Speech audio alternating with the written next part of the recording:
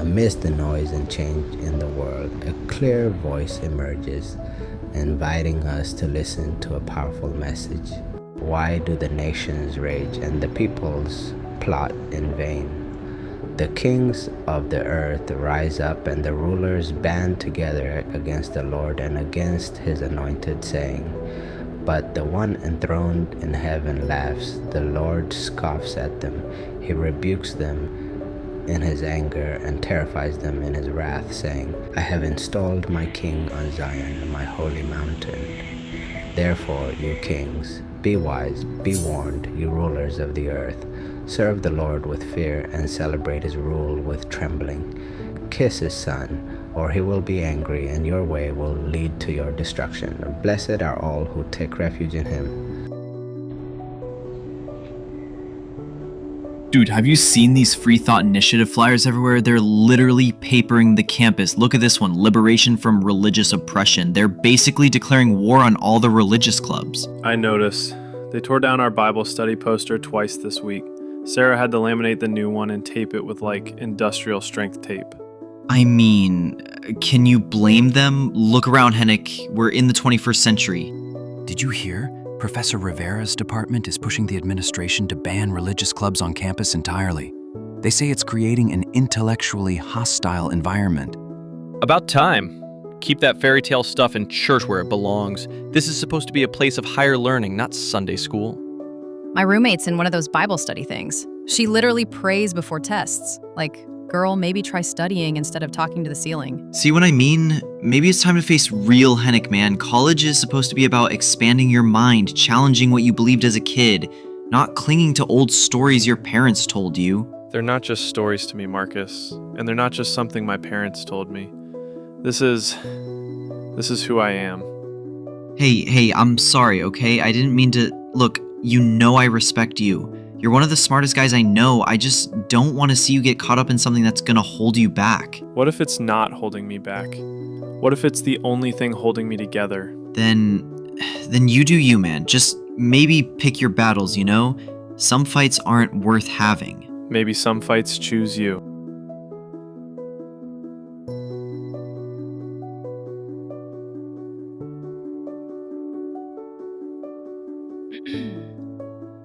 Okay, everyone. Thanks for coming on such short notice. I'll get straight to the point. Dr. Rivera's philosophy department is hosting a public debate next Friday. The topic is religion, relic, or relevant. And they specifically mentioned our group by name in their promotional materials. Wait, they called us out specifically? What did they say? We challenged the Christian Student Fellowship and other faith-based organizations to defend their outdated worldview in an open forum. This is ridiculous. Should we even respond? It feels like a trap. They're not interested in honest dialogue. They want to humiliate us in front of the whole campus. My professor in sociology said that religious belief is basically a mental illness. She said that in class to 200 students. What are we supposed to say to that? My boyfriend says I should just keep my faith private. Don't rock the boat, he says. Maybe he's right. Hanak, you're our philosophy major. You understand their arguments better than any of us. You've actually read Nietzsche and Dawkins and all those guys they quote. Me? Sarah, no way. I'm not good with crowds. I can barely order pizza over the phone without stuttering. You want me to go up against Dr. Rivera? He's published books. He's been on TV. He made Ginny from our freshman philosophy class cry when she mentioned going to church. Remember that? He did. He literally said, Ms. Johnson, I had hoped that higher education might cure you of such primitive thinking in front of everyone. Hanak, listen to me. You don't have to be loud to be powerful. You don't have to win a debate to speak truth. Sometimes God uses the quiet ones, the ones who listen more than they speak, the ones who think deeply instead of just reacting. Plus, what's the worst that could happen? They already think we're idiots. We'll all be there. We'll be praying for you the whole time. You won't be alone up there. I don't know what I'd even say. How do you defend God to people who've already decided he doesn't exist? You don't defend God, Hanak. God can defend himself. You You just tell them why he matters to you. Why faith isn't the enemy of reason. It's the foundation for it. Can I think about it? Pray about it? Of course, but Henoch, whatever you decide, know that we believe in you.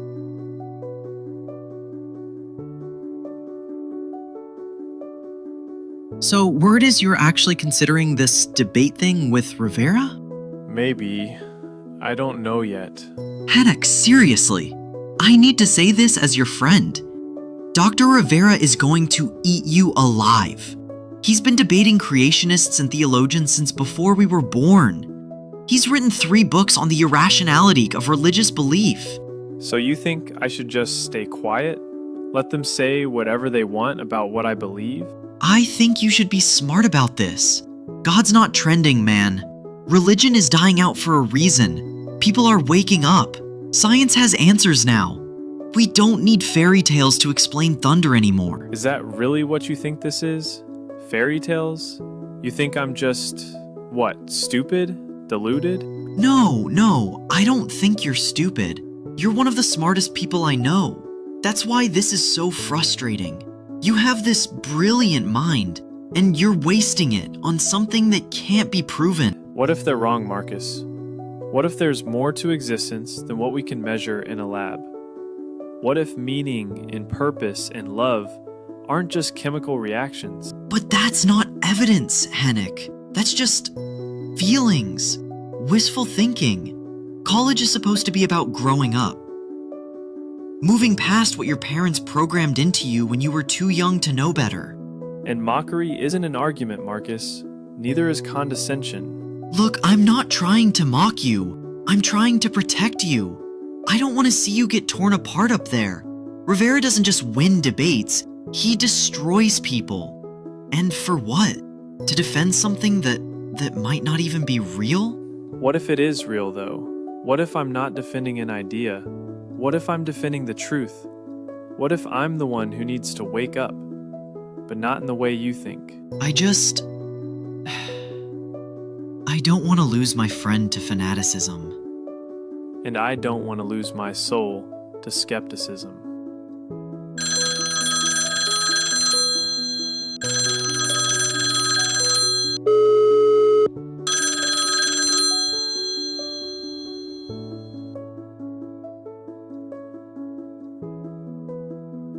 Hello. Hey, Grandpa. I know it's late. Did I wake you? Henoch, boy. You didn't wake me. I was just reading.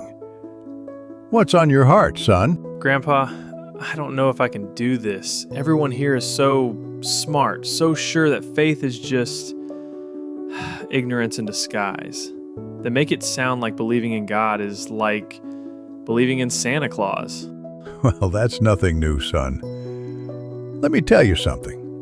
When I was your age, it wasn't popular to believe either. Different reasons, same feeling. But what if they're right, Grandpa? What if I'm just holding on to something because it's comfortable, because it's what I grew up with? How do I know the difference between faith and wishful thinking? Henoch, can I ask you something?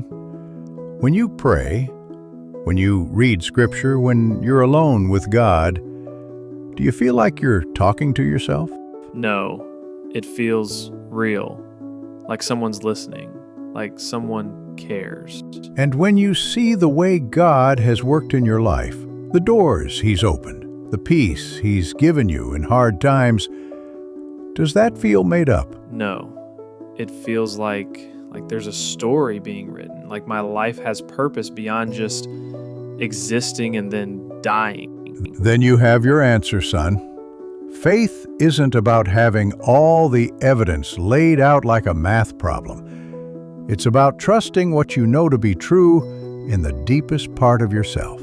But how do I explain that to people who only believe in what they can see? You remember when you were 8 and you asked me how we know God is real if we can't see Him? The tree story. Tell me that story, Henoch. I want to hear you tell it. I was sitting on the church steps with you after Sunday service. I was all worked up because Tommy Henderson, no relation, had told me that God was just something adults made up to make kids behave. Grandpa, How do we know God is real if we can't see him? Tommy says only babies believe in invisible things. Come here, little man. You see that big oak tree over there?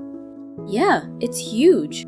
Can you see its roots? No, Grandpa. Roots are underground. That's where roots live. But you know they're there, don't you? Well, yeah. The tree has to have roots or it would fall over. How do you know they're strong roots? How do you know they go deep? Because the tree is so big and tall, and it doesn't fall down when the wind blows really hard. Exactly.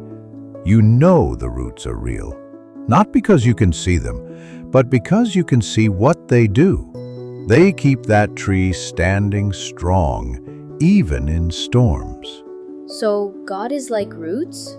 Something like that, son. You know, God is real not just because someone told you, but because you can see what he does. The way he holds people together when life gets hard. The way he gives peace when nothing makes sense. The way he changes hearts. And when people try to shake me, like Tommy did, I should remember the roots? That's right. Remember that your faith goes deeper than any storm, deeper than any argument, deeper than any doubt. You still remember that, don't you, Henrik? Yeah, Grandpa. I remember. It's not about being loud, son. It's not about winning arguments. It's about being anchored. When the storms come, and they will come, you stand firm because your roots go deep. So you think I should do the debate? I think you should do whatever God puts on your heart. But remember, Henrik, you're not going up there to prove God exists. You're going up there to show what it looks like when someone's life is rooted in Him. The kings of the earth rise up, and the rulers band together against the Lord. But the one enthroned in heaven laughs. Maybe it's not about having all the answers. Maybe it's about trusting the one who does. I'll do it. I'll represent us at the debate. Pray for me. Yes! God's got this, Henrik. We'll be praying. You're braver than you know. Debate is tomorrow at 7 p.m. in Henderson Auditorium. I'll pick you up at 6:30. You've got this. God's got this. God's got this. Why do the nations rage and the peoples plot in vain? In his dream, he saw them, the kings of the earth, plotting in vain. Let us break their chains, cast off their ancient cords. We will not serve outdated morality. Henok! We will not bow to invisible authority. Henok! Where's their God now? Where is his power in our age of reason? We have science. We have progress. We need no cosmic parent telling us what to do. But the one enthroned in heaven laughs. The Lord scoffs at them. I have installed my king on Zion, my holy mountain. He will rule the nations with righteousness and justice. Then he rebukes them in his anger and terrifies them in his wrath. You have set yourselves against the Lord and his anointed. But my counsel will stand, and my purpose will prevail. Every knee will bow, and every tongue confess. Therefore, you kings, be wise. Be warned, you rulers of the earth. Serve the Lord with fear and celebrate his rule with trembling. Kiss the Son, or he will be angry, and your way will lead to your destruction. For his wrath can flare up in a moment. Blessed are all who take refuge in him. The storm can rage, but the throne remains. The nations can plot, but the king still reigns. Blessed are all who take refuge in him. Okay, God, I hear you. Tomorrow I stand.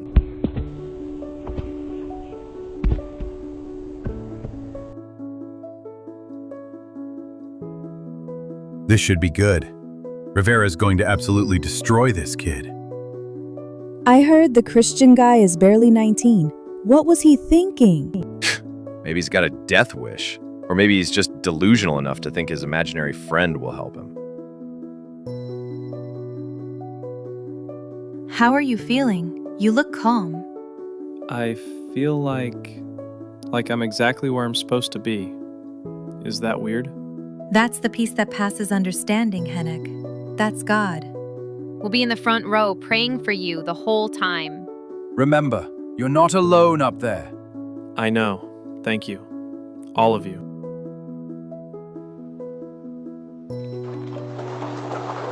Good evening, everyone.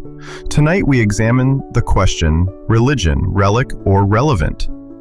Dr. Rivera will argue that religious belief hinders human progress, while Mr. Henderson will represent the perspective of faith. Dr. Rivera, you have 5 minutes for your opening statement.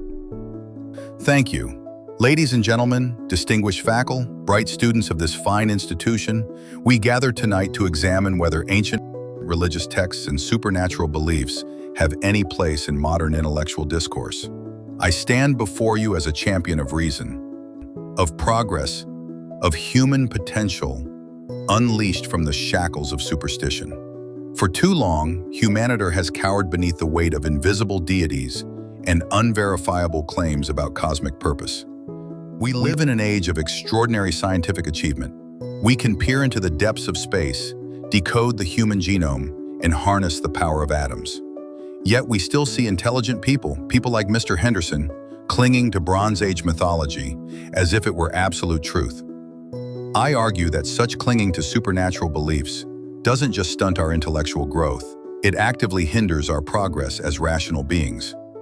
We must break free from these ancient chains and embrace reason, science, and the magnificent potential of human achievement. The time has come to put away childish things and embrace our destiny as the masters of our own fate. Mr. Henderson, your opening statement. Thank you. I want to start by saying I'm not here to win a debate. I'm not even sure I belong up here. Dr. Rivera is brilliant, published, experienced. I'm just a sophomore who reads too much and thinks too hard about life. But I've been thinking about Dr. Rivera's question. Is religion relevant? And I realize he's asking the wrong question. The real question isn't whether religion is relevant, it's whether truth is relevant. And if it is, then we have to ask, what if religious faith isn't the enemy of truth, but the foundation for finding it? Dr. Rivera talks about freedom from religion. I want to talk about freedom through faith. Freedom from the exhausting burden of having to be right about everything.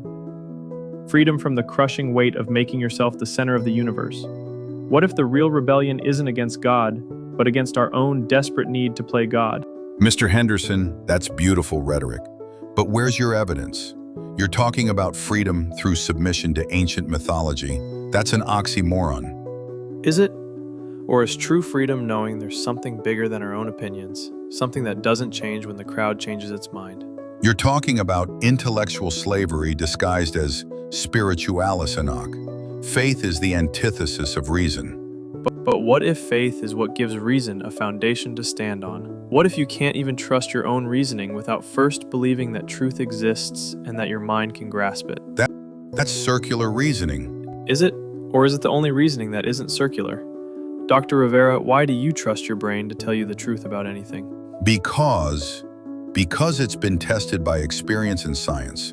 But you're using your brain to evaluate whether your brain is trustworthy. Isn't that circular? Unless there's something outside your brain that guarantees truth exists and you can find it. You say we rage in vain when we rebel against truth. But what if the rebellion isn't against God?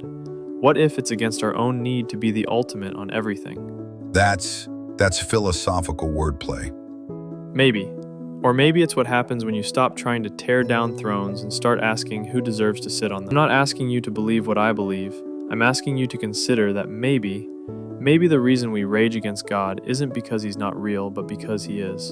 And that changes everything. You still haven't provided any empirical evidence, just emotional appeals and philosophical gymnastics.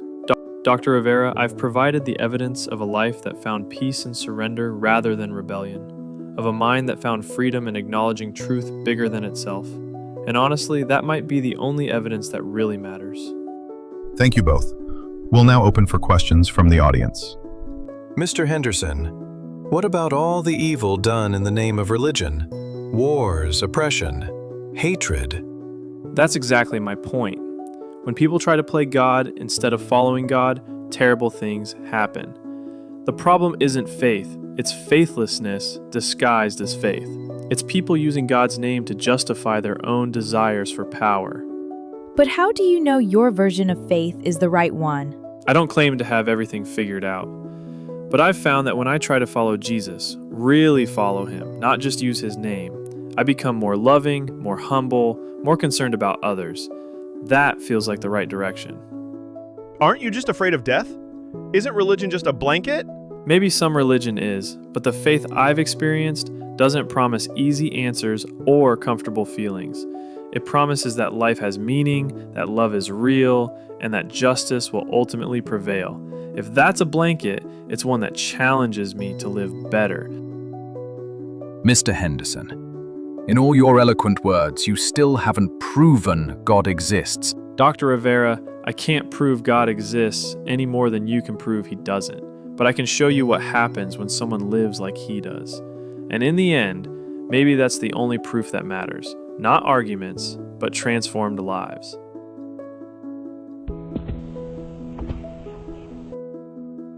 Hennick, that was... I've never seen anyone respond to intellectual attack with such grace and strength. I was terrified the whole time. I kept thinking I was going to say something stupid. That's what made it so powerful. You weren't trying to be impressive. You were just being real. Dude, you didn't try to destroy Dr. Rivera. You didn't mock him or attack him. But you didn't back down either. That was like watching David and Goliath. Yeah, like you weren't trying to win a fight. You were just standing for truth. 3 people came up to me already asking about our Bible study. Hey, I was in there. I came expecting to watch you get torn apart, honestly. But could I ask you about this faith thing sometime? Like, actually ask, not argue? Of course, anytime. I still don't believe what you believe, but you made me think. You didn't sound crazy. You sounded like someone who's actually thought this through. That's all I was hoping for.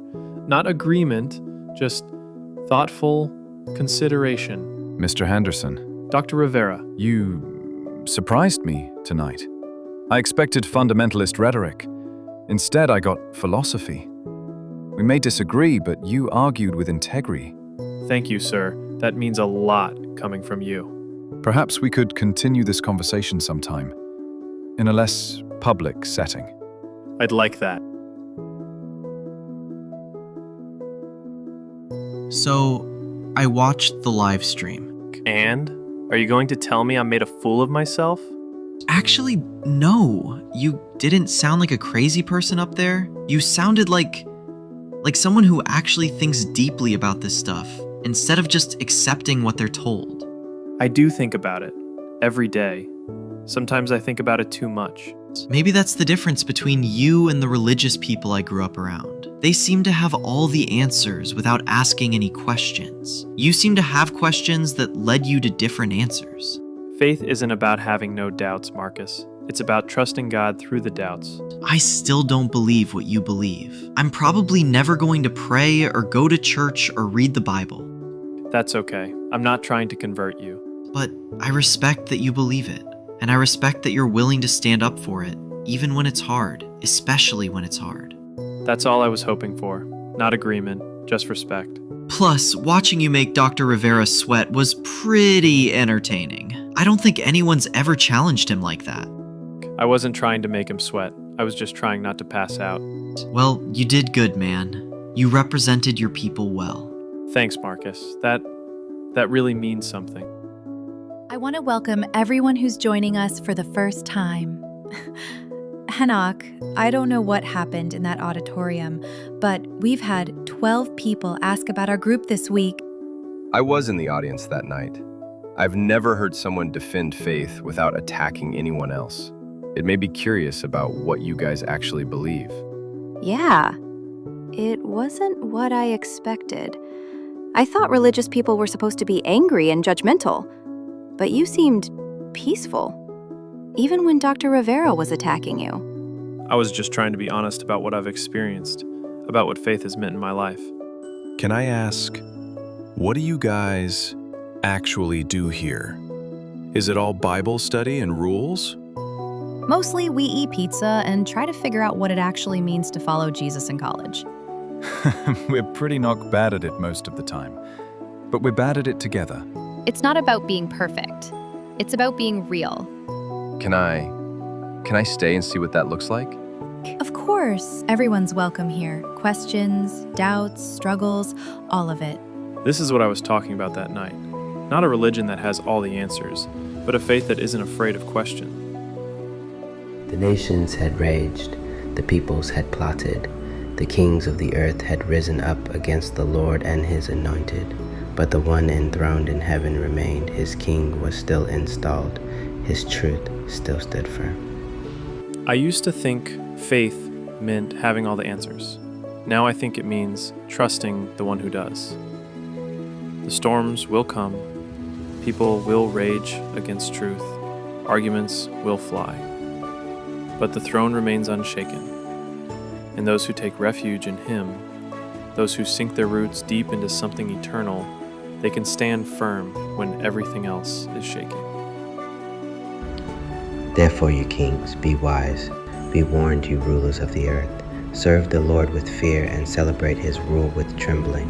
Kiss his son, or he will be angry, and your way will lead to your destruction, for his wrath can flare up in a moment. Blessed are all who take refuge in him.